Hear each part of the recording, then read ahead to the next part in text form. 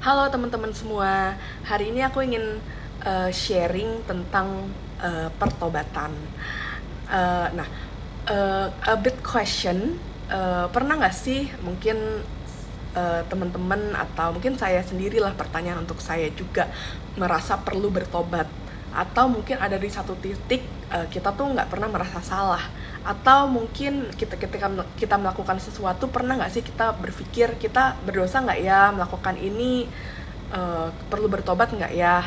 Nah, kalau kita masih memikirkan hal tersebut, ada kemungkinan hati kita itu kurang terbuka.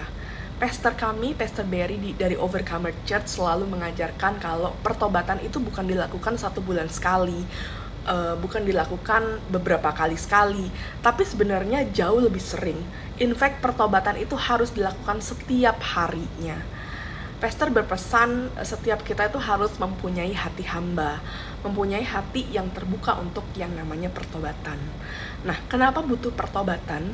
Karena Tuhan itu mau kita dibersihkan saat benih-benih yang mungkin kotor, yang bukan dari Tuhan, itu belum menjadi pohon. Jadi saat masih menjadi benih, dibersihkan dulu supaya nggak terlanjur menjadi pohon.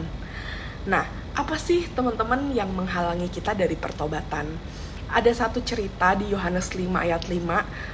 Cerita itu tentang Tuhan bertanya pada seseorang yang sudah 38 tahun sakit, maukah engkau sembuh? Tapi orang itu menjawab, tidak ada yang menurunkan aku ke kolam itu saat airnya mulai goncang. Orang lain sudah mendahului aku.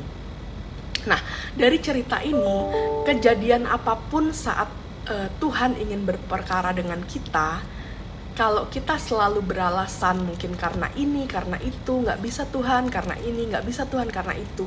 Nah, hal itu tuh sebenarnya ada batu besar yang menghalangi pertobatan kita, karena kita selalu mempermasalahkan hal-hal lain yang sebenarnya doesn't matter.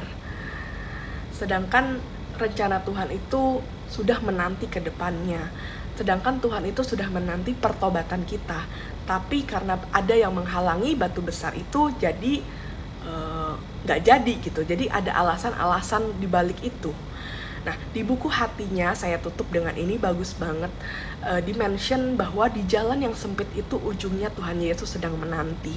Jadi yang perlu kita lakukan, lewatin aja, jangan nyerah. Di satu titik Tuhan akan membawa kita dalam rencana Tuhan yang indah.